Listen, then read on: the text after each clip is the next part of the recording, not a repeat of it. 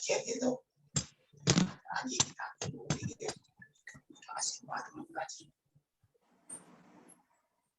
ओम नमः सिद्धेभ्य ओम सिद्धेभ्य ओम नमो अरिहंताणं नमो सिद्धाय नमो आय नमो वज्रायाणं नमो लोये सव्वसावनं नमो अरिहंताणं नमो सिद्धाणं नमो आयर्याणं नमो वज्रायाणं नमो लोये सव्वसावनं नमो अरिहंताणं नमो सिद्धाणं नमो आयर्याणं नमो वज्रायाणं लोये सव्वसावनं नमो अरिहंताणं नमो सिद्धाणं नमो आयर्याणं नमो वज्रायाणं नमो सव्वसावनं नमो अरिहंताणं नमो सिद्धाणं नमो आयर्याणं नमो वज्रायाणं नमो सव्वसावनं नमो अरिहंताणं नमो सिद्धाणं नमो आयर्याणं नमो वज्रायाणं नमो लोये सव्वसावनं नमो अरिहंताणं नमो सिद्धाणं नमो आयर्याणं वज्रायाणं नमो लोये सव्वसावनं नमो अरिहंताणं नमो सिद्धाणं नमो आयर्याणं नमो वज्रायाणं सव्वसावनं नमो अरिहंताणं नमो सिद्धाणं नमो आयर्याणं नमो वज्रायाणं नमो लोये सव्वसावनं। ओम ह्रीं अरहम ऐसी औषा अनाहत विद्याय नमो अरिहंताणं पाप क्लेशापर निर्विघ्न कार्य समाप्ति करनाय वचन। ओम ह्रीं अरहम ऐसी औषा अनाहत विद्याय नमो अरिहंताणं पाप क्लेशापर निर्विघ्न कार्य समाप्ति करनाय वचन। ओम ह्रीं अरहम ऐसी औषा अनाहत विद्याय नमो अरिहंताणं पाप क्लेशापर निर्विघ्न कार्य समाप्ति करनाय वचन। ओम ह्रीं अरहम ऐसी औषा अनाहत विद्याय नमो अरिहंताणं पाप क्लेशापर निर्विघ्न कार्य समाप्ति करनाय वचन। ओम ह्रीं अरहम ऐसी औषा अनाहत विद्याय नमो अरिहंताणं पाप क्लेशापर निर्विघ्न कार्य समाप्ति करनाय वचन। ओम ह्रीं अरहम ऐसी औषा अनाहत विद्याय नमो अरिहंताणं पाप क्लेशापर निर्विघ्न कार्य समाप्ति करनाय वचन। ओम ह्रीं अरहम ऐसी औषा अनाहत विद्याय नमो अरिहंताणं पाप क्लेशापर निर्विघ्न कार्य समाप्ति करनाय वचन। ओम ह्रीं अरहम ऐसी औषा अनाहत विद्याय नमो अरिहंताणं पाप क्लेशापर निर्विघ्न कार्य समाप्ति करनाय वचन। ओम ह्रीं अरहम ऐसी औषा अनाहत विद्याय नमो अरिहंताणं पाप क्लेशापर निर्विघ्न कार्य समाप्ति करनाय वचन। ओम ह्रीं श्रीं वद्वद वाग्वादिनी भगवती सरस्वती ह्रीं नमः। ओम ह्रीं श्रीं वद्वद वाग्वादिनी भगवती सरस्वती ह्रीं नमः। ओम ह्रीं श्रीं वद्वद वाग्वादिनी भगवती सरस्वती ह्रीं नमः। ओम ह्रीं श्रीं वद्वद वाग्वादिनी भगवती सरस्वती ह्रीं नमः। ओम ह्रीं श्रीं वद्वद वाग्वादिनी भगवती सरस्वती ह्रीं नमः। ओम ह्रीं श्रीं वद्वद वाग्वादिनी भगवती सरस्वती ह्रीं नमः। ओम ह्रीं श्रीं वद्वद वाग्वादिनी भगवती सरस्वती ह्रीं नमः। ओम ह्रीं श्रीं वद्वद वाग्वादिनी भगवती सरस्वती ह्रीं नमः। ओम ह्रीं श्रीं वद्वद वाग्वादिनी भगवती सरस्वती ह्रीं नमः। ओम ह्रीं श्रीं क्लीं ऐं हंसवाहिनी मम विपाके आगच्छ आगच्छ स्वाहा। ओम ह्रीं श्रीं क्लीं ऐं हंसवाहिनी मम विभागे आगच्छ आगच्छ स्वाहा। ओम ह्रीं श्रीं क्लीं ऐं हंसवाहिनी मम विभागे आगच्छ आगच्छ स्वाहा। ओम ह्रीं श्रीं क्लीं ऐं हंसवाहिनी मम विभागे आगच्छ आगच्छ स्वाहा। ओम ह्रीं श्रीं क्लीं हंसवाहिनी मम विभागे आगच्छ आगच्छ स्वाहा। ओम ह्रीं श्रीं क्लीं ऐं हंसवाहिनी विभागे आगच्छ आगच्छ स्वाहा। ओम ह्रीं श्रीं क्लीं ऐं हंसवाहिनी मम विभागे आगच्छ आगच्छ स्वाहा। ओम ह्रीं श्रीं क्लीं ऐं हंसवाहिनी विभागे आगच्छ आगच्छ स्वाहा। ओम ह्रीं श्रीं ऐं हंसवाहिनी मम विभागे आगच्छ आगच्छ स्वाहा। ओम श्रीं ह्रीं कीर्ति मुख मंदिरे स्वाहा। ओम श्रीं ह्रीं कीर्ति मुख मंदिरे स्वाहा। ओम श्रीं ह्रीं कीर्ति मुख मंदिरे स्वाहा। ओम श्रीं ह्रीं कीर्ति मंदिरे स्वाहा। ओम श्रीं ह्रीं कीर्ति मुख मंदिरे स्वाहा। ओम श्रीं ह्रीं कीर्ति मुख मंदिरे स्वाहा। ओम श्रीं ह्रीं कीर्ति मंदिरे स्वाहा। ओम श्रीं ह्रीं कीर्ति मुख मंदिरे स्वाहा। ओम श्रीं ह्रीं कीर्ति मुख मंदिरे स्वाहा। ओम नमो सवराणम हिली हिली मिली मिली वाचाय स्वाहा। ओम नमो सवराणम हिली हिली मिली मिली वाचाय स्वाहा। ओम नमो सवराणम हिली हिली मिली मिली वाचाय स्वाहा। ओम नमो सवराणम हिली हिली मिली मिली वाचाय स्वाहा। ओम नमो सवराणम हिली हिली मिली मिली वाचाय स्वाहा। ओम नमो सवराणम हिली हिली मिलिमिलि वाचाय स्वाहा। ओम नमो सवराणम हिली हिली मिलिमिलि वाचाय स्वाहा। ओम नमो सवराणम हिली हिली मिलिमिलि वाचाय स्वाहा।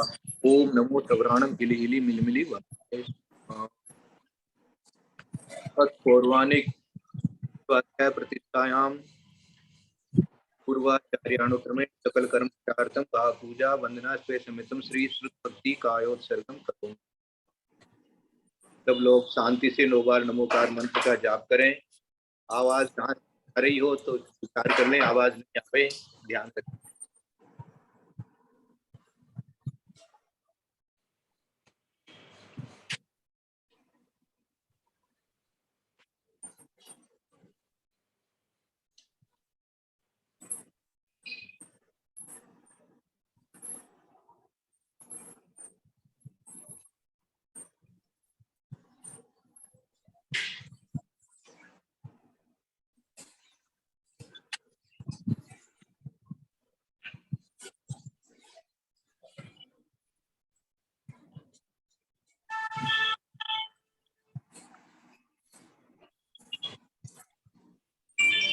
ओम नमः सिद्धेभ्यः। ओम नमः सिद्धेभ्यः।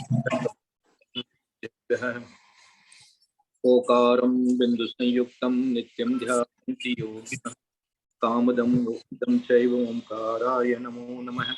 अविरल शब्द घनोग प्रस्तालित सकल भूतल कलंका मुनिविद्वा सरस्वती सकुनो अज्ञान तिमिरान्तां ज्ञानशलाकया चक्षुर्मीलितं तस्मै श्री नमः।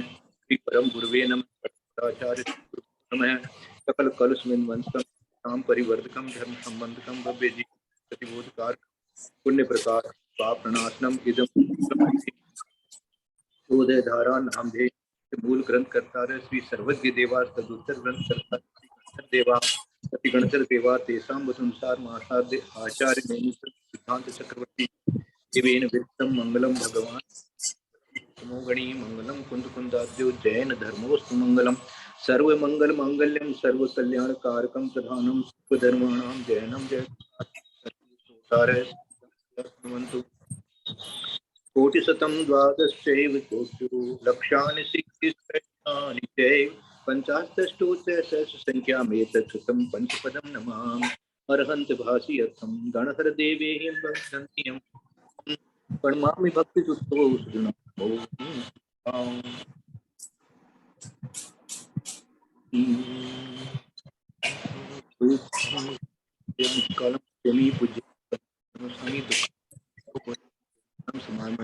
संपत्ति पौर्वाणिक स्वाध्याय प्रतिष्ठायां पूर्वाचार्यानुक्रमे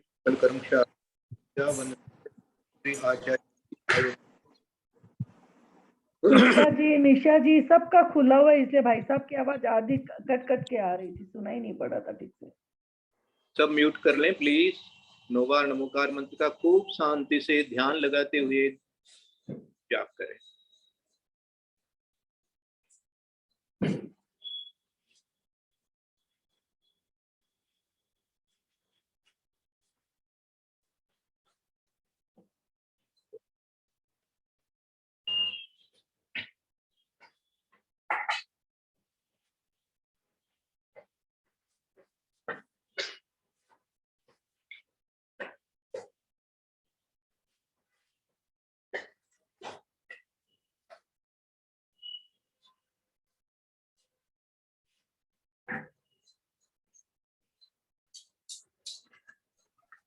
श्रुत जलधि पारगेभ्य स्वपरमत विभावना पटुमतिभ्यः सुचरित तपोनिधिभ्यो नमो गुरुभ्यो गुण गुरुभ्यः 36 गुण सम्मत्ये पंच व्याचार करण संदर्शे शिष्यानुज्ञे कुशले धम्मार्ये सदा वंदे गुरु भक्ति संयमेन ये तरन्ति संसार सारं घोरं क्षिणत्यष्टकम्मं जम्मन मरणं न पावन्ति ये नित्यं व्रतमंत्र होम निरता ध्यानाग्निहोत्राकुलाः षड्कर्माभिरतास्तपो दन्दना साधुप्रिया साधवः शील प्रावरणा गुण प्रहरणाश्चंद्रार्क तेजोदिका मोक्ष द्वार कपाट पाटन वटा प्रीणन्तु मां साधवः गुरुवः पान्तो नित्यं ज्ञान दर्शन नायकः चारित्राणं गंभीरा मुखमार्गोपदेशकः इच्छामन्ते आर्यभक्ति कौसुको तत्सालोच्यं सम्मणान सम्मदसन सम्मचरितजुताणं पंचव्याचारणं आयर्याणं आयरादि सुधनाणो देश्याणं वज्ञाणं तीरण गुणपालन ध्यानं सब्बसावणं श्याणिच कालम अच्छेमी पूज्येमी वंदामी नमसामी दुःखतो कमतो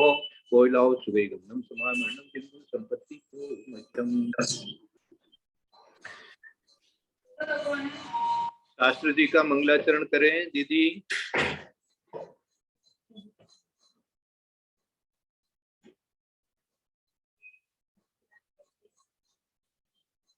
जो शास्त्र जी पढ़ना है उसका मंगलाचरण करें ललिता दीदी। हाँ हाँ भाई साहब वंदना।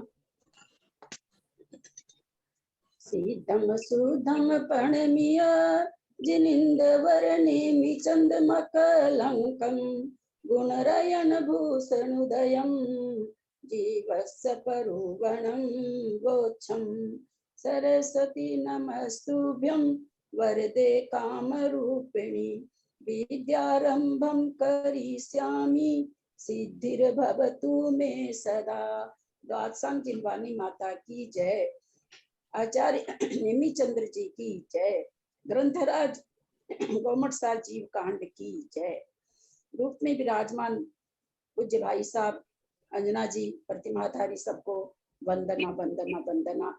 अढ़ाई दीप में जितने भी आचार्य उपाध्याय साधु परमेष्ठी विद्यमान है उन सबके चरणों में नमोस्तु नमोस्तु नमोस्तु। सभी आर्यका माता जी के चरणों में वंदामी वंदामी वंदामी। सभी छुल्लक छुल्लिका एलक के चरणों में इच्छामी इच्छामी इच्छामी। सभी प्रतिमाधारी के चरणों में वंदना वंदना वंदना। विशेष करके ग्रुप में विराजमान पूज्य भाई साहब और अंजना जी दोनों के चरणों में वंदना। ग्रुप में विराजमान पूज्य बाबू जी नेमीचंद भाई साहब उमराव भाभी और भी जो पूज्य जन है सबका सादर चरण स्पर्श। सभी से सादर जय जिनेन्द्र। हम लोग बहुत उत्साह के साथ सबके लिए हाँ भाई साहब आशीर्वाद है, सबके लिए मंगल आशीर्वाद है। सबका पापम क्षयतु धर्म वृद्धिर्भवतु दर्शन विशुद्धिर्भवतु क्षाय क्षम्यत्व होतु आनंद भवतु ज्ञानावरणी कर्म क्षयम भवतु। और सबके लिए जो है वो आरोग्यम भवतु आरोग्यम भवतु। सबसे ज्यादा आवश्यकता इसकी है कि सब निरोग रहें और निरंतर इस पाठ को पढ़ें। ये बहुत ही अच्छा चुनाव किया दीदी ने, अच्छी तरह से मन लगा कर आधा घंटा के लिए पौन घंटा के लिए आप लोगों को स्थिरता के साथ में इसको प्रतिदिन सुनना है। सबके लिए बहुत बहुत मंगल आशीर्वाद। हम लोगों ने सबने अलौकिक गणित अभी स्वाध्याय किया। अलौकिक गणित अगर हम नहीं सब पढ़ते पहले तो शायद धाराएं हमें समझ में नहीं आती। अलौकिक हम लोगों ने असंख्यात संख्यात अनंत हमने जाना कि यह संख्या है। इसमें हम क्या जानेंगे? इसमें शुरू में तो आपको लगेगा कि क्या आचार्य बता रहे हैं, ये तो हम ही आचार्य को बता देते, आचार्य ने क्यों मेहनत की। लेकिन आगे जाके जो 14 धारा में 3 धारा है वहां जाके हम लोग क्या जानेंगे। सबके मन में जिज्ञासा उठ रही है कि इसमें क्या पढ़ेंगे। तो लास्ट की 3 धारा में यहाँ हम जानेंगे एक जीव के कितने अनंत उत्कृष्ट अनंत परित अनंत ये सब जाने, पर वो आता कहाँ पर है, किस स्थान पर जाके आता है। जीव राशि के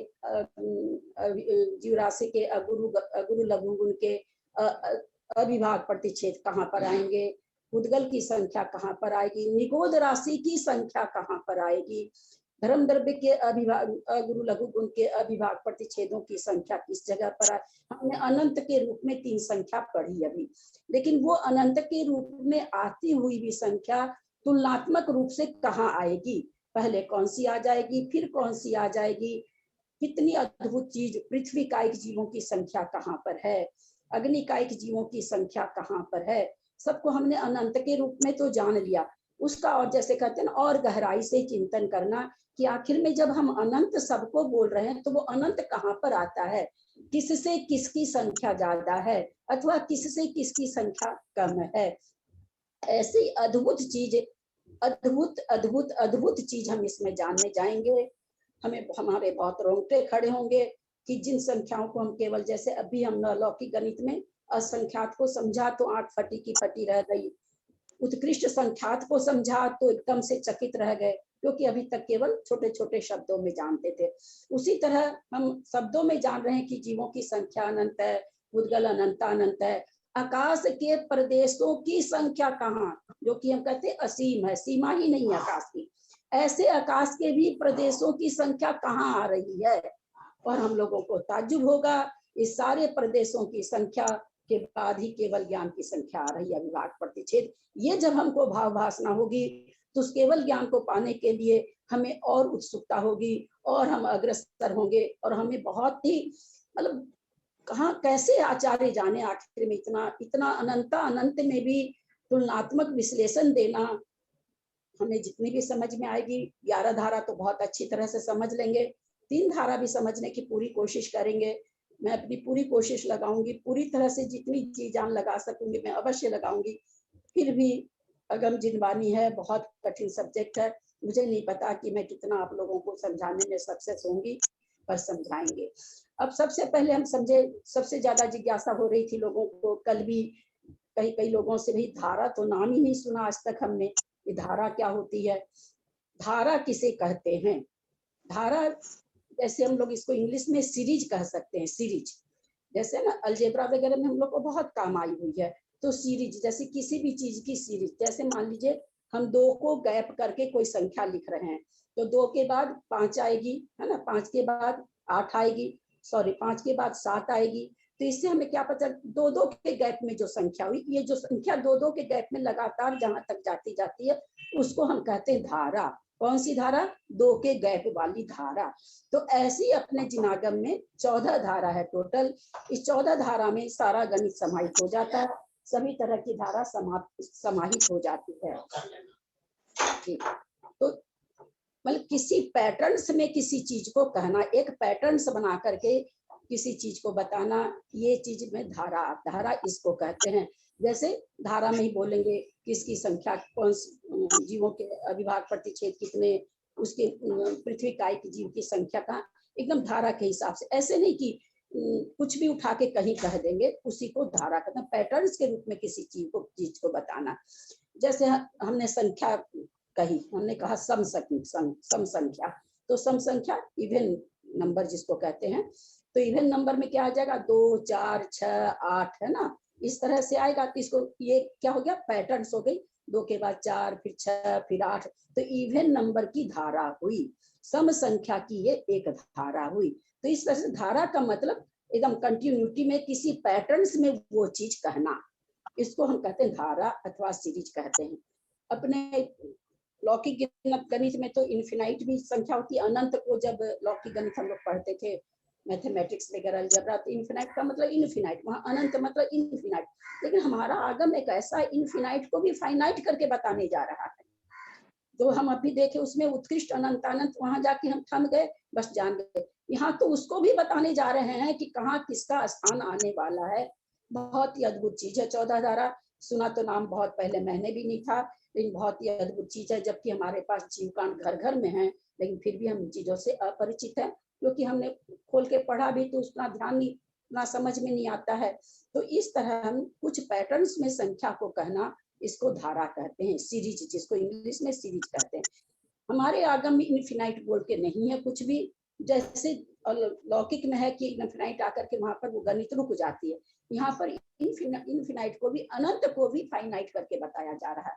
तो ये हमारे मतलब बहुत बहुत ही अद्भुत चीज है, बहुत अच्छा भी लगेगा, बहुत उत्साह भी आएगा, और बिल्कुल भी मन में ऐसा नहीं लाएंगे, बहुत मन लगेगा, क्योंकि बहुत 11 संख्या तक तो आप लोग मुझे पढ़ा देंगे, इतना इजी है। उसके बाद भी इजी है, लेकिन थोड़ा सा मैथमेटिक्स आ जाता है, तो बहुत से लोग मैथमेटिक्स कम जानते हैं तो उनको थोड़ा लग सकता है। बाकी सब लोगों के लिए ऐसा नहीं है कि हमें समझ में नहीं आएगा, जितना भी आएगा हमें भाव भासना जरूर होगी। अब हम लोग चलते हैं। जब धारा की बात चली तो आचार्यों ने कहा कि धारा, आप लोग सब कोई किताब खोल लेंगे, धारा 14 होती है। सबको म्यूट करवाइए, म्यूट करवाइए। मेरे करने से होगा नहीं ना, बिना जैन करके नहीं है। भाई साहब भी पढ़ रहे थे तो सब खोल रखे थे। तो सबसे पहले हम जाने की धारा, धारा किसे कहते हैं, सबको समझ में आ गया। एक पैटर्न में किसी चीज को कहना है ना, जैसे सम धारा की सीरीज, विषम धारा की सीरीज। तो विषम धारा की सीरीज जिसमें विषम संख्या ऑड संख्या आएगी, विषम संख्या की धारा, सम संख्या की धारा। तो धारा का मतलब सीरीज, कंटिन्यूटी में। अगर हम 5 के बाद 10 कहते हैं तो 10 के बाद 15 कहेंगे, 15 के बाद 20 कहेंगे। तो ये एक धारा में कहना किसी भी चीज को। 5 के बाद अगर हम 10 कहते हैं तो फिर हम 13 12 नहीं कहेंगे, 11 नहीं कहेंगे, 15 कहेंगे। ये क्या कहलाएगी कि एक सीरीज में किसी चीज को कहना, इसी को धारा कहते हैं। तो ऐसी हम लोगों के आगम में नेमिचंद आचार्य बता रहे हैं कि 14 तरह की धारा है। सर्वधारा, जैसा नाम से ही हम जान रहे हैं, सर्वधारा में एक से लेकर के केवल ज्ञान के उत्कृष्ट अनंतानंत जो भेद हैं, संख्या है, वो सारी आ जाएगी बिल्कुल। 1 2 3 4 5 6 7 8 9 10 11 12 जितनी भी संख्या हो सकती है केवल ज्ञान तक, वो सारी सर्वधारा में, मतलब इसमें सारी धारा समाहित है। सर्वधारा का मतलब तो इसमें सारी संख्या आ जाएगी। फिर उसके बाद कहते हैं समधारा। समधारा में क्या आएगी, 2 4 6 8 10 12 14 16 18 सारे इवन नंबर आएंगे और नंबर नहीं आएंगे, सम संख्या आएगी। सब सम संख्या समझ रहे होंगे। सम संख्या उसे कहते हैं जो 2 से विभाजित हो। जो 2, जैसे इसमें 1 नहीं आएगा क्योंकि वो 2 से विभाजित नहीं हो रहा है। तो 2 से सम संख्या का मतलब जो संख्या 2 से विभाजित हो जाए वो सारी संख्या इसमें आ जाएगी। फिर कहते हैं विषम धारा। विषम धारा वो होगी जिसमें 2 से विभाजित नहीं होने वाली संख्या होगी, जैसे 3 5 7 है ना, 9 11 ऐसे जो संख्याएं होगी वो सारी विषम धारा में आ जाएगी। तो ये 3 धारा देखिए हम लोग को तुरंत समझ में आ गई। सर्वधारा में हम यहाँ पर मान लेते हैं केवल ज्ञान के अविभाग प्रतिच्छेदों की संख्या, बहुत छोटी संख्या ले रहे हैं ताकि हमें समझ में आए, 100 है, 100 है। अब 100 1 से लेके 1 2 3 4 हम जब 100 तक गिनेंगे वे सर्वधारा हो गए। ठीक है, सब संख्या ले लेंगे उसमें, 1 से 100 तक की 100 संख्या ले लेंगे, ये कहलाएगी सर्वधारा। अब 1 से 100 में समधारा में क्या क्या आएगा, तो 2 4 8 2 4 6 8 10 12 14 16 18 20 22 24 26 ये सारी जितने भी इवन नंबर हैं अथवा जितनी भी सम संख्या है अथवा जितनी भी 2 से विभाजित होने वाली संख्या है, आप 100 तक में सारा ले लीजिए। तो हम यहाँ क्या पा रहे हैं, 100 के पहले वाली संख्या तो हमने 100 किसको माना, केवल ज्ञान के अविभाग प्रतिच्छेदों की संख्या हमने 100 मानी है, प्रज्ञों की है कि वो 100 है। तो हमेशा ध्यान रखेंगे इस चीज को कि केवल ज्ञान जो उत्कृष्ट अनंतानंत है वो सम राशि है। ध्यान देंगे, ये शब्द आप लोगों को सुनना बहुत जरूरी है, नहीं तो आगे कंफ्यूजन होगा। उत्कृष्ट अनंतानंत जो केवल ज्ञान के अविभाग प्रतिच्छेद है वो सम राशि है, परंतु सर्व जघन्य राशि सम राशि है, सर्व उत्कृष्ट राशि विषम राशि है। ध्यान देंगे, मैंने क्या कहा कि केवल उत्कृष्ट अनंतानंत है वो सम राशि है, बाकी जितनी भी उत्कृष्ट संख्या है वे सभी विषम राशि में आएंगी। सम राशि में जघन्य संख्या आएगी।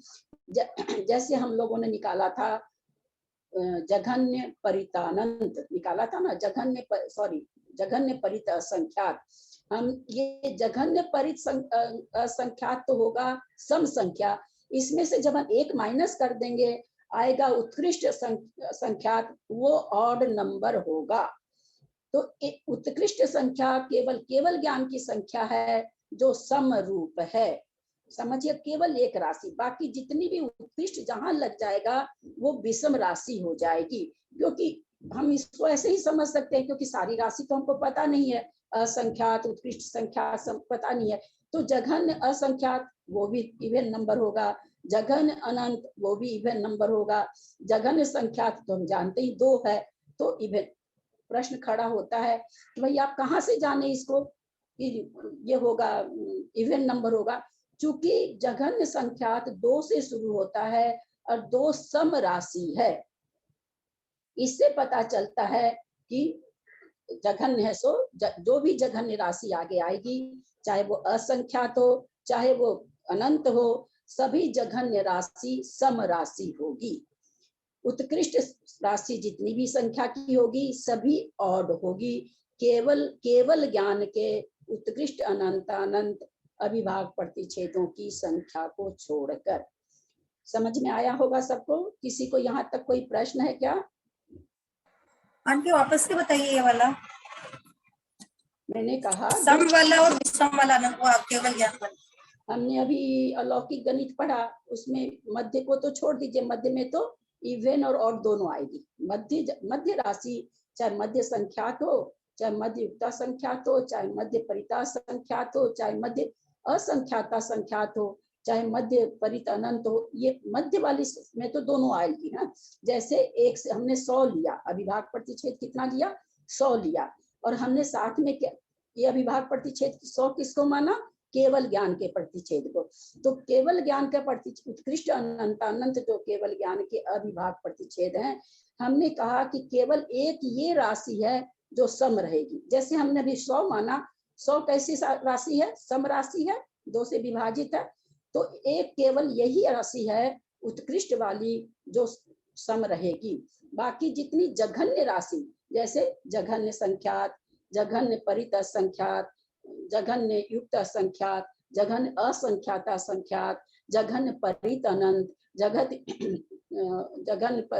युक्त अनंत, जघन्य अनंत, जघन्य अनंता उत्कृष्ट अनंतानंत को छोड़ दीजिए। कि जहां जहां जघन्य लग रहा है, जघन्य अनंत, जघन्य अनंतानंत, ये 4 राशि, मतलब जघन्य की राशि एक होती है। हमने ये भी जाना है कि जघन्य राशि जब किसी चीज की जघन्य, वैसे जघन्य नहीं, जघन्य असंख्यात एक होगा। ऐसे नहीं कि जघन्य राशि एक होगी, क्योंकि असंख्यात में भी है, उत्कृष्ट उसमें अनंत में भी है। जघन्य असंख्यात केवल एक राशि होगी, और वो हमेशा सम होगी, इवन नंबर होगी, ऑड नंबर नहीं होगी। लेकिन उत्कृष्ट अनंत, उत्कृष्ट असंख्यात को होगा हमेशा ही ऑड नंबर होगा। ये हमको बिल्कुल चिंतन में रख के चलना है।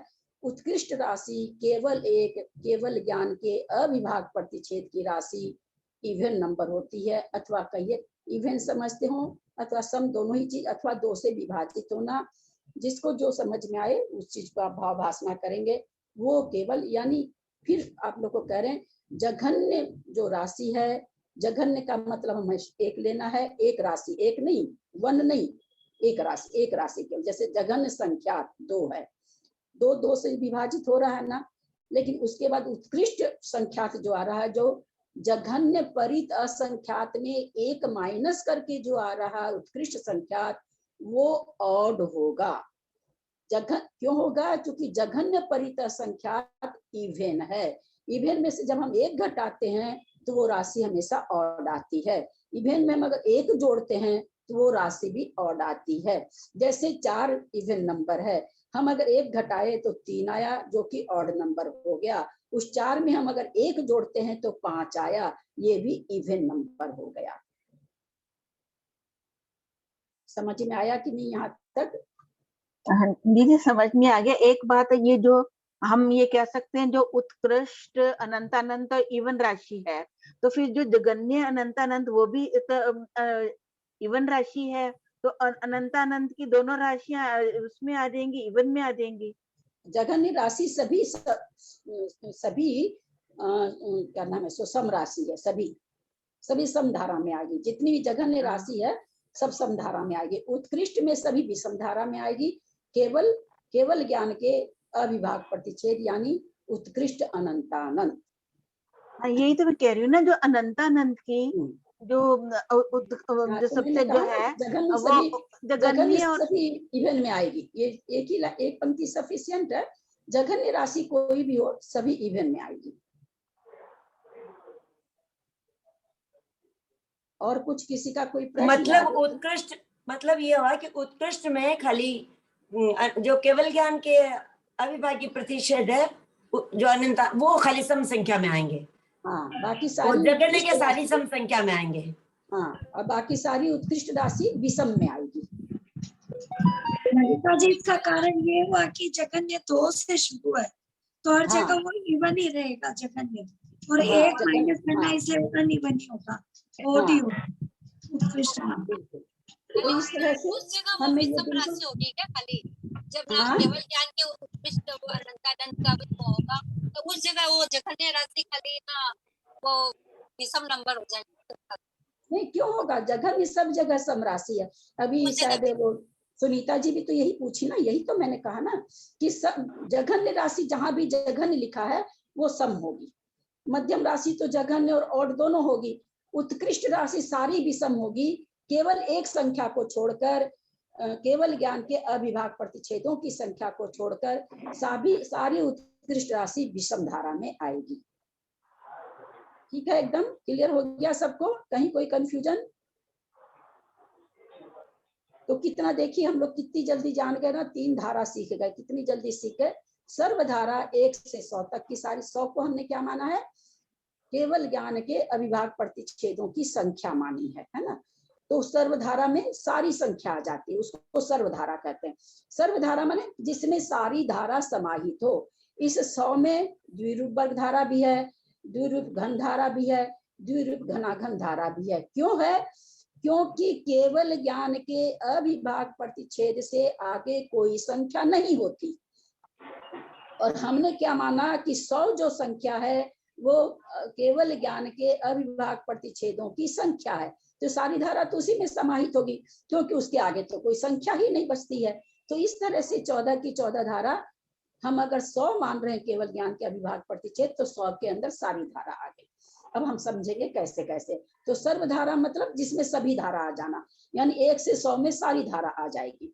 फिर समधारा हमने समझा, 2, 4, 6, 8, 10, 12, 14, 16, ये जितनी भी आएगी समधारा आ जाएगी। फिर विषम धारा, अब अभी केवल धारा से परिचय करा रहे हैं, और आगे कितनी, इसके स्थान कितने होंगे, क्या होंगे, सब हम लोग सीखेंगे इसमें। भाई कितनी होगी, आपने तो ये तो बता दिया कि समधारा इसको कहते हैं।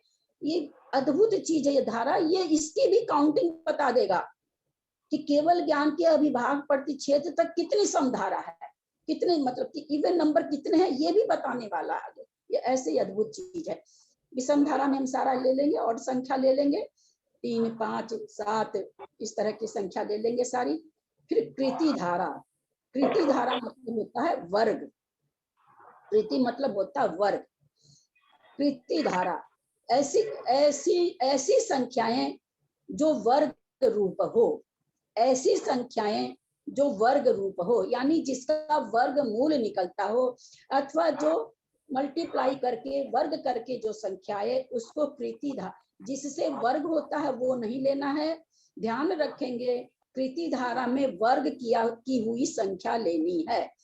तो यहाँ जब कौन कौन सी संख्या आ जाएगी कृति धारा में?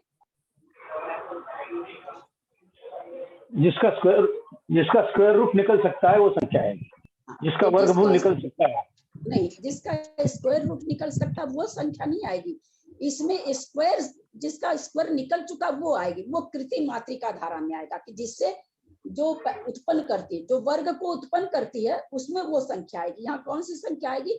वर्ग की हुई संख्या। जैसे 2 into 2 4 हुआ तो 4, 3 into 3 9 हुआ तो 9, हाँ, 4 into 4 16 हुआ। ऐसी संख्या आएगी। तो कहते हैं कि जो वर्ग रूप संख्या विशेष प्राप्त होती है, 1, 4, 9, 16, 25, तो इस तरह से 36। तो हम क्या इसमें क्या पा रहे हैं कि हमने 100 माना ना, केवल ज्ञान की अविभाग प्रतिच्छेद हमने कितने माने? 100 माने। तो हम यहाँ देख रहे हैं क्या कि 1 से 10 तक की सारी संख्या वर्ग हो सकती है ना। 36, 7, 7, 49, 8, 8, 64, 9, 9, 81, 10, 10 गुना 10 100। तो कितनी संख्या हुई? अगर हम 100 मान लेते हैं अविभाग प्रतिच्छेद, तो संख्या कितनी हुई? 10 हुई, है ना। 10 हुई। ಜಬ್ರಿ ಒಂದ್ ಆಕ್ಟಿವ್ ಇದ್ದದ 4-5 ಆರಿಸ್ಕೋರಿ ನೀವು. ನಾನು ಇದನ್ನ ಮಾಡಿರ್ಲ ಮತ್ ಯಾರು ಮನಸ್ಲೇ ಬರೋರ್ ಇದ್ರೆ ಒಂದ್ 10 ತಂದಿವ್ರಿ, ಅದ್ರೊಳಗೊಂದ್ 5 ಪರ್ಫೆಕ್ಟ್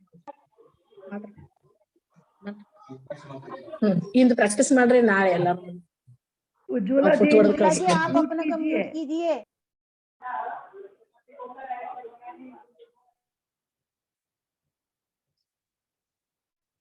तो कृति धारा यहाँ कृति मतलब वर्ग रूप से धारा।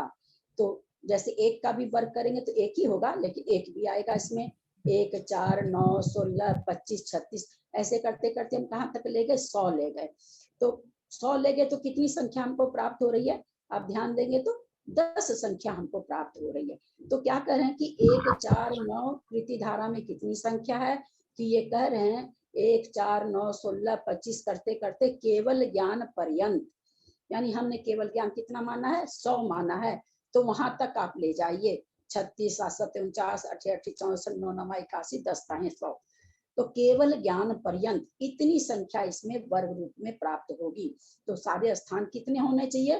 तो कहते हैं केवल ज्ञान का रूप। अब हम यहाँ हमने 100 लिया तो हम इजी से जान गए कि भाई 10 स्थान हो रहे हैं, लेकिन केवल ज्ञान के कितना वो तो हम जान नहीं रहे। तो भाई कितनी होती होंगी ये सम संख्या? तो हमने यहाँ पर पाया कि 100 का रूट अगर हम निकालते हैं तो 10 आता है। तो 10 संख्या आई है। 100 का अगर हम वर्गमूल निकालते हैं तो 10 आता है। 10 का वर्ग करते हैं तो 100 आता है, और 100 का वर्गमूल निकालते हैं तो 10 आता है। तो हमने क्या पाया हमने? कि केवल ज्ञान का अगर हम वर्गमूल निकाल दें तो उतनी संख्या सम संख्या हो, कृति धारा की संख्या आएगी। कृति धारा में कितनी संख्या होगी? तो केवल ज्ञान का जो जितने अभिभाग प्रतिच्छेद हैं उसका आप वर्गमूल निकाल लीजिए, इतनी संख्या कृति धारा की पाई जाएगी, यानी वर्ग रूप संख्या इतनी पाई जाएगी। जिस जो वर्ग रूप से होकर के आई है वो संख्या इतनी पाई जाएगी। कितनी? केवल ज्ञान का रूट कर दीजिए। जैसे हमने 100 माना था, 100 का हमने रूट निकाला, वर्गमूल निकाला तो 10 आया, यानी 10 संख्या पाई गई। कब? जब हमने केवल ज्ञान को 100 माना था। तो यहाँ कह रहे हैं सभी स्थान कितने बनेंगे भाई? कृति धारा आखिर में कितने स्थान इसके आएंगे? तो केवल ज्ञान को रूट कर दीजिए, वर्गमूल निकाल दीजिए, कृति धारा में इतनी संख्या आएगी। पकड़ में आई कि नहीं बात?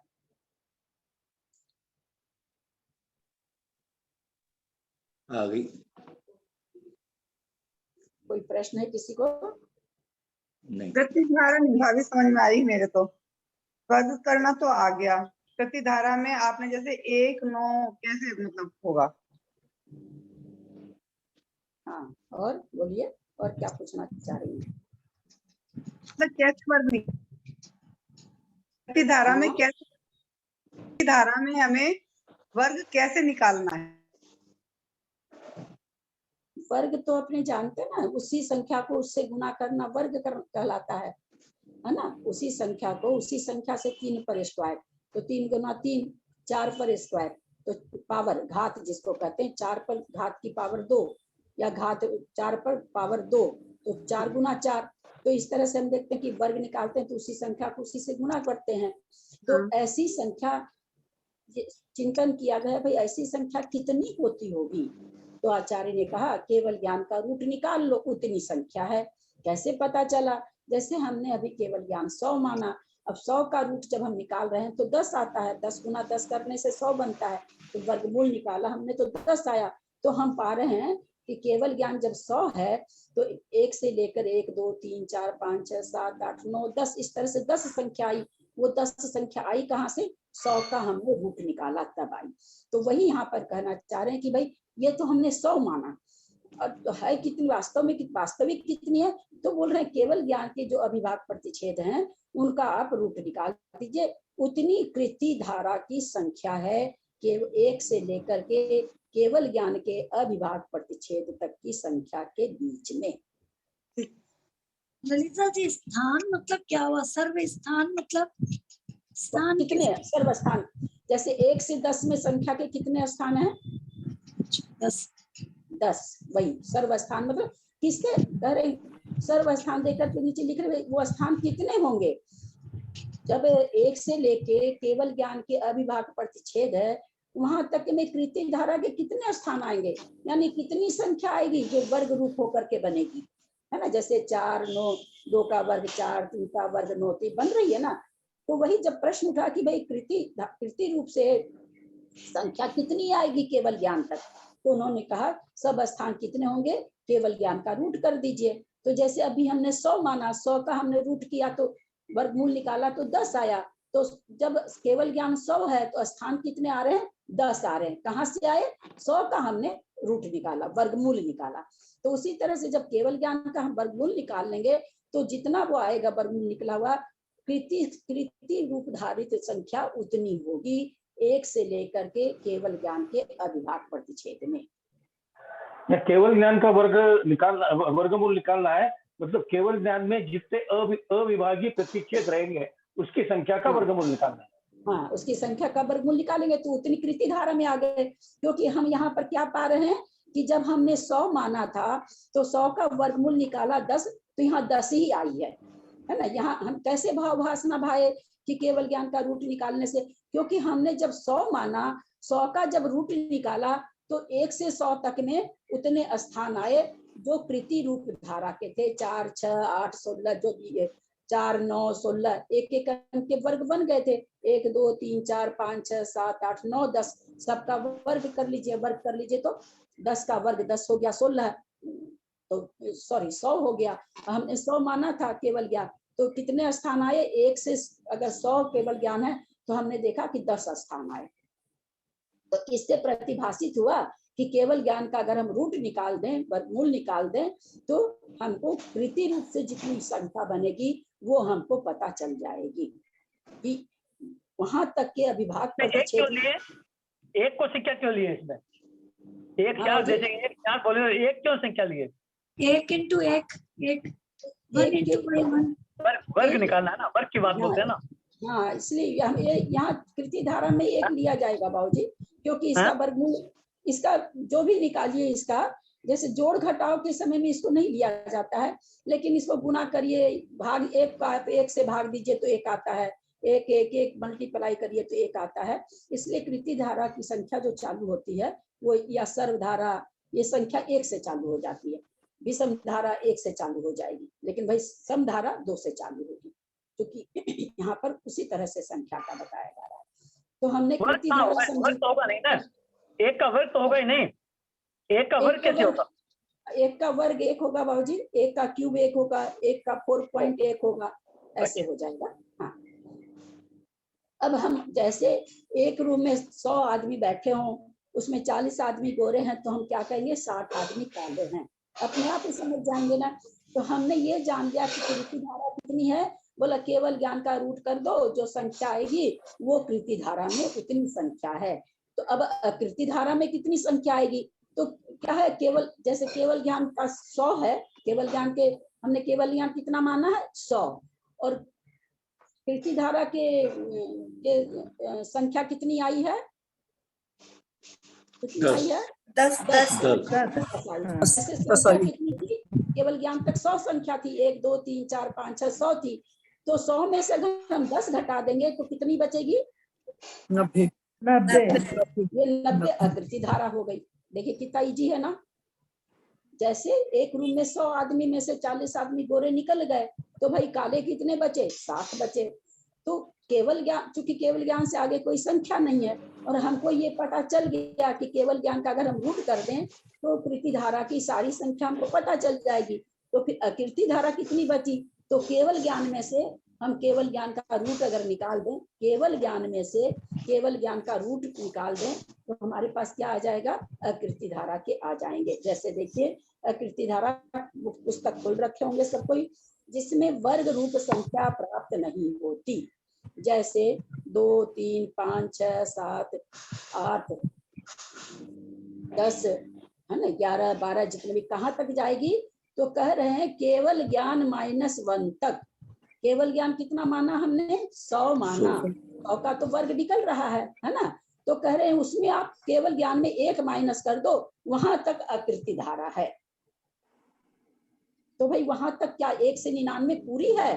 तो कहते नहीं, सर्वस्थान कितने हैं? बोला केवल ज्ञान के जितने अविभाज्य प्रतिच्छेद हैं उसमें से आप केवल ज्ञान के रूट करके जो संख्या आती है उसको माइनस कर दीजिए, तो आपको अकृति धारा पता चल जाएगी। जैसे हमने केवल ज्ञान 100 माना और इसके स्थान कितने आए थे? 10 आए थे कृति धारा के, तो हम 100 में से 10 माइनस कर दिए, तो कृति धारा की संख्या कितनी प्राप्त हो रही है? स्थान कितने? 10 प्राप्त हो रहे हैं। बाकी जो 90 स्थान बचे वो अकृति धारा के बचे।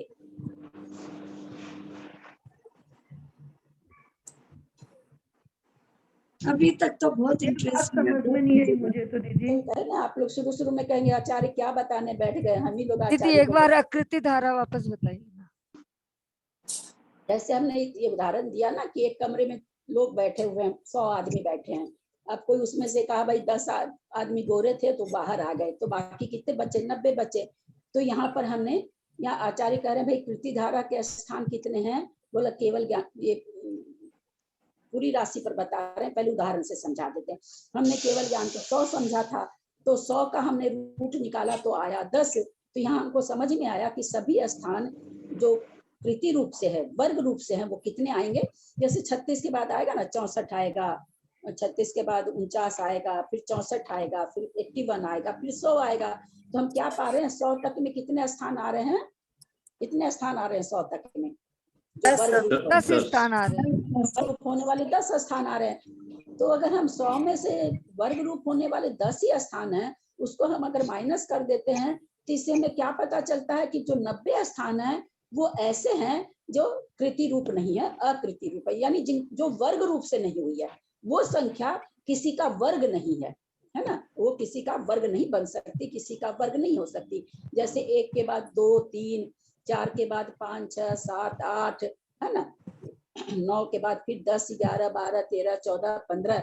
ये संख्या को अगर हम सोचे कि इसका हम वर्गमूल निकालना चाहें तो वर्गमूल नहीं निकलेगा, क्योंकि ये किसी को वर्ग करके प्राप्त नहीं हो रही है। तो कहेगी भाई अकृति धारा कितनी है? तो बोल भाई केवल ज्ञान के जितने अविभाग प्रतिच्छेद हैं, जैसे हमने 100 माना था, यहाँ पर 100 हैं, तो उसमें से आप केवल ज्ञान का रूट करके निकाल दो। तो हमने केवल ज्ञान का रूट किया, 100 का रूट किया, तो हमारे पास 10 आया उत्तर। तो 100 में से 10 माइनस कर दिया, तो अकृति धारा के कितने बच गए? 90 बच गए। ये कब? जब हम 100 मान रहे हैं तब। वास्तव में फिर हम इसको क्या कहेंगे? भाई सभी स्थान तो कृति धारा का केवल ज्ञान का रूट निकाल लीजिए, उतना है। और अकृति धारा कितना है? तो केवल ज्ञान के जितने विभाग प्रतिच्छेद हैं उसमें से आप कृति धारा वाला निकाल दो, यानी केवल ज्ञान का रूट निकाल दो, तो जो आया वो सब अकृति धारा हो गया। दीदी इसको ऐसा भी कह सकते हैं ना, सर्वधारा माइनस कृति धारा इज इक्वल टू अकृति धारा। सर्वधारा 100 है नहीं, अब ये सर्वधारा आपकी चली गई। वो सबसे पहला पॉइंट था ये समझने के लिए कि सर्वधारा में सभी संख्या है। अब आगे सर्वधारा बोल करके कोई भी कहीं भी अपने को शब्द ही नहीं लाना, वो तो केवल समझाने के लिए था कि सर्वधारा किसे कहते हैं। किसी भी धारा को किसी के अंदर समाहित नहीं करना है, नहीं तो हम कंफ्यूज होंगे। सर्वधारा को लाना ही नहीं, तो आचार्य भी लिख सकते थे ना, यहाँ पर सारिका जी भी लिख सकती थी, है ना, वो भी तो लिख सकती थी ना, लेकिन नहीं, क्योंकि हमको किससे बताना है? केवल ज्ञान से बताना है। तो इसलिए यहाँ पर क्या आ गया? केवल ज्ञान को समझाने के लिए हमने 100 माना, तो 100 से समझ लिया, और फिर हम शब्दों से समझेंगे, क्योंकि केवल ज्ञान के अविभाग प्रतिच्छेद हमें नहीं मालूम है। तो समझने के लिए भाई कृति धारा कितनी है? तो बोला केवल ज्ञान का रूट निकाल दो। फिर अकृति धारा में कितने हैं? भाई केवल ज्ञान के जितने अविभाग प्रतिच्छेद हैं उसमें से। अब केवल ज्ञान के आपने जो कहा सर्वधारा में से केवल ज्ञान के जो अविभाग प्रतिच्छेद हैं, तो केवल ज्ञान के अविभाग प्रतिच्छेद सर्वधारा में है। सर्वधारा केवल ज्ञान में नहीं है। सर्वधारा में 14 धारा है, समझिएगा, सारी धारा के आ रहे हैं, लेकिन केवल ज्ञान से बड़ी कोई चीज नहीं है। केवल ज्ञान से छोटी तो बहुत धारा है ना, समझ रहे हैं बात को? केवल ज्ञान से बड़ी कोई चीज नहीं है, लेकिन केवल ज्ञान से छोटी बहुत चीज है। बहुत डिस्टर्बेंस आ रहा है, प्लीज। मैं क्या करूं? मैं तो सबको ऐसे करूंगी तो करती रह जाऊं। निमितन भाई साहब खुले हैं, उनसे बहुत आ रहा है। निशा जी खुली है, वीना जी खुली है। समझिएगा क्यों नहीं लेना है? सर्वधारा में केवल ज्ञान भी समाहित है, समझ रहे हैं? पर केवल ज्ञान में केवल ज्ञान सबसे बड़ी संख्या है, लेकिन सबसे छोटी नहीं है। समझ रहे हैं बात को ना? केवल ज्ञान सबसे छोटी। अगर आप केवल ज्ञान को सर्वधारा में कहना चाहेंगे तो 1 भी केवल ज्ञान हो गया, 2 भी केवल ज्ञान हो गया, 4 भी केवल ज्ञान हो गया। नहीं, वो नहीं है ना, वो चीज उसमें नहीं। ये इतना छोटा नहीं, ये तो उत्कृष्ट रूप से केवल ज्ञान है। छोटी संख्या में केवल ज्ञान नहीं समाहित होगा। क्योंकि छोटी संख्या केवल ज्ञान में समाहित होगी, छोटी संख्या में केवल ज्ञान नहीं समाहित होगा, इसलिए सर्वधारा यहाँ पर नहीं कहा जा सकता है। तो यहाँ पर हमने आकृति धारा को मतलब समझा। अपन ये कहेंगे क्या केवल ज्ञान में सर्व धाराएं समन्वित है, सर्व धाराओं में केवल ज्ञान हमको एक बात बताइए कि जो चीज आचार्य नहीं बताना चाह रहे हैं उस चीज को आप लोग क्यों बोलना चाह रहे हैं? नहीं, अभी आप ये तो नहीं, मेरी की बात सुनिए, मैंने तो आप लोगों को जब इन्होंने ऐसा प्रश्न उठाया तो मैंने समझाने के लिए कहा। अगर ऐसा कुछ होता तो आचार्य वर्णित करते ना। हम लोग आचार्य के दिमाग से आगे क्यों निकलना चाहते हैं? वो जो चीज की तुलनात्मक विश्लेषण नहीं हो सकता है उस चीज का तुलनात्मक विश्लेषण नहीं करना चाहिए। ये गणित है, ये कोई दूध और पानी मिलाना नहीं है कि उसमें ज्यादा मिला दिया उसमें कम मिला दिया। गणित गणित के जैसे चलती, गणित के सूत्र सबके अपने अपने होते हैं। अब कोई अलजेब्रा के सूत्र को त्रिकोणमिति में मिला ले, ज्योमेट्री के सूत्र को अलजेब्रा में मिला ले, मिलेगा क्या? बोलिए। सारी गणित के सूत्र अपने अपने हैं, सबकी अपनी अपनी परिभाषाएं हैं।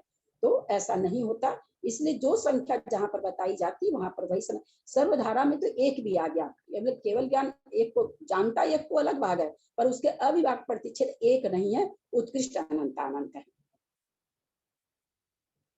तो हमने आकृति धारा समझा। यहाँ तक किसी को कोई कृत धारा मतलब वर्ग होना, और अकृत धारा में वर्ग नहीं होगा, ये ऐसे भी बोल सकते हैं क्या? कृति मतलब वर्ग होता है, कृति शब्द का अर्थ ही होता है, कृति का मतलब ही होता है वर्ग। तो वो संख्या जो वर्ग रूप है, वर्ग बनी है नहीं, वर्ग रूप से, यानी रिजल्ट, इसमें रिजल्ट लेना है वर्ग का, क्योंकि आगे नहीं तो फिर कंफ्यूज होंगे। इसमें हमको वर्ग का रिजल्ट लेना है, इसमें 2 नहीं लेना है।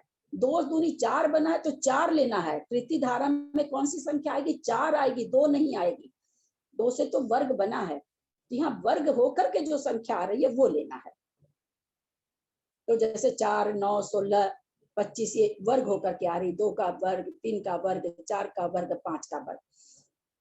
और इसके आगे कह रहे हैं कि इसके बीच में जो है 2, 3, 5 ये जो संख्या है बोले ये वर्ग रूप नहीं, यानी किसी के वर्ग से प्राप्त नहीं हुई है। 4, 9, 16, 25 किसी संख्या का हम वर्ग करे हैं तब प्राप्त हुई है। तो कृति धारा में हमें वो लेना है जो वर्ग रूप होकर के आई है, वो संख्या। जिसका वर्ग होता वो नहीं लेना, जिसका वर्ग होता तब तो फिर 2, 3, 5 सब आ जाना चाहिए इसमें, पर वो नहीं ली जा रही है। इसमें तो वो ली जा रही है जो वर्ग रूप होकर के आई है, रिजल्ट होकर के जो आया है। तो इसमें हमने समझा कि अगर हम 100 मानते हैं तो 10 स्थान हुए, और आकृति धारा के कितने हो जाएंगे? 100 में से 10 माइनस करे तो 90 हुआ। हम इसको गणित इसमें कैसे समझे? आगम के परिप्रेक्ष्य में तो सब स्थान कितने हैं? केवल ज्ञान का रूट कर दीजिए, रूट ओवर निकाल दीजिए, जैसे हमने 100 का रूट ओवर निकाला। आकृति धारा में कितने आ जाएंगे? तो भैया केवल ज्ञान के जितने अविभाज्य प्रतिच्छेद हैं, जैसे हमने 100 माना था, 100 में से जितने रूट निकाल करके जितना आ रहा उतना माइनस कर दो तो 10 आ रहा, तो 90 आया वहां पर। हमने एक 100 संख्या मानी था। यहाँ क्या हो जाएगा? केवल ज्ञान माइनस केवल ज्ञान का रूट, क्योंकि हमने केवल ज्ञान का रूट ही माइनस किया है केवल ज्ञान के अविभाज्य प्रतिच्छेद में से। तो ये आकृति धारा, ये इतनी संख्या जो 90 संख्या है, अथवा केवल ज्ञान के हिसाब से जितनी संख्या है, ये संख्या वो है जो किसी का वर्ग होकर के नहीं है, वर्ग रूप से नहीं आई है। वर्ग होना अलग बात है, वर्ग रूप होना अलग बात है। माने किसी का वर्ग होकर के नहीं आई है, कृति रूप से नहीं आई है। किसी का वर्ग तो किसी भी संख्या का हो जाएगा, किसी भी संख्या का वर्ग हो जाएगा, है ना। वर्ग होने में 3 का भी वर्ग है, 5 का भी वर्ग है, सबका वर्ग हो रहा। वर्ग होना अलग बात है, पर कोई भी वर्ग से संख्या निकल जाए ऐसा नहीं होता।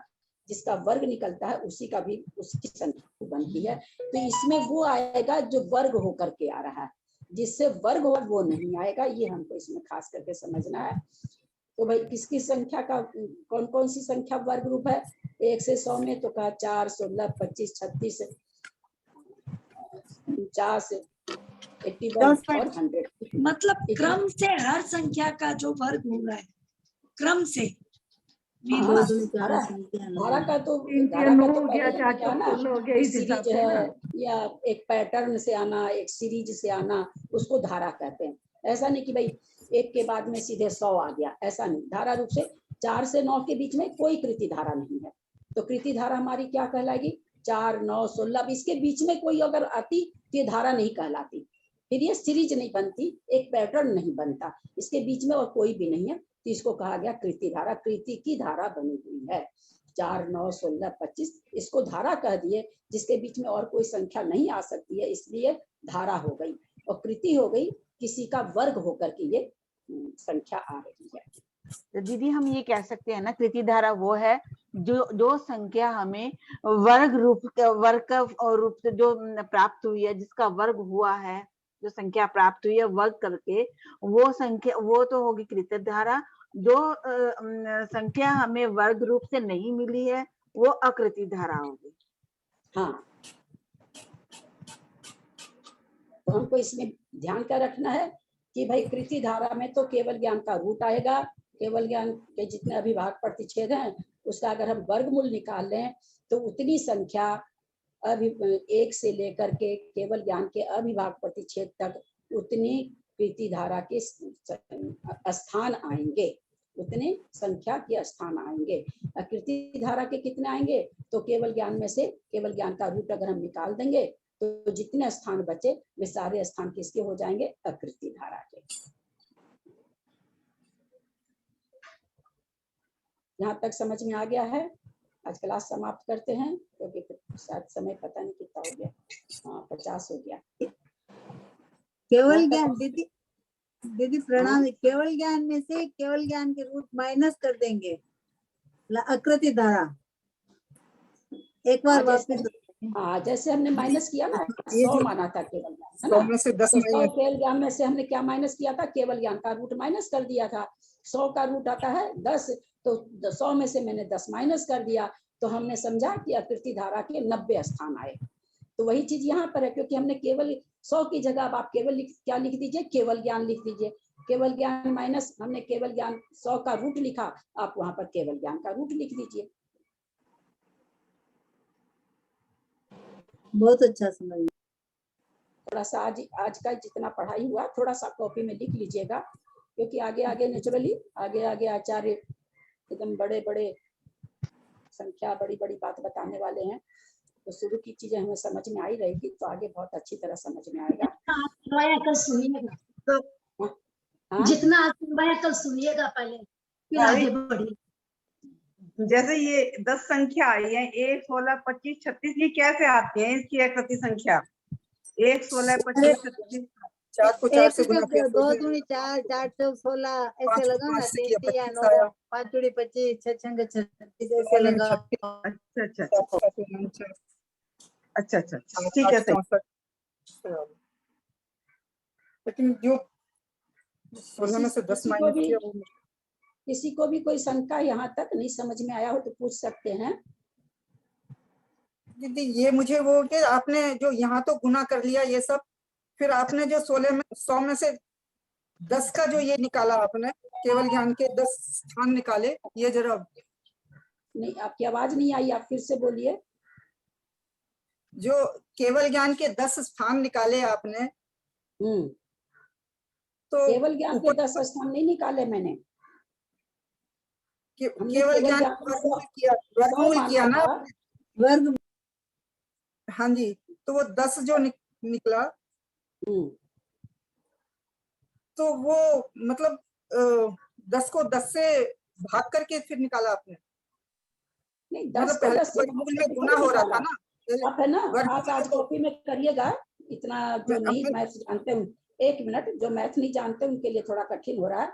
आप कॉपी में 1 से 100 तक की संख्या लिखेगा और फिर उसमें देखिएगा कि वर्ग से कौन कौन सी संख्या बन रही। जैसे 4 है 2 का वर्ग है ना, 9 है 3 का वर्ग है, तो जो वर्ग रूप संख्या बन रही है आप लिखिएगा अलग से कि ये वर्ग रूप है, और जो बची हुई संख्या है वो बिना वर्ग वाली हो जाएगी। तो थोड़ा सा ये आपको जवानी में नहीं समझ, आपकी बात से ये मुझे लग रहा है कि आपको, ठीक है, आपकी बात से मुझे ये लग रहा है कि आपको जवानी हर किसी को नहीं समझ में आएगा ना।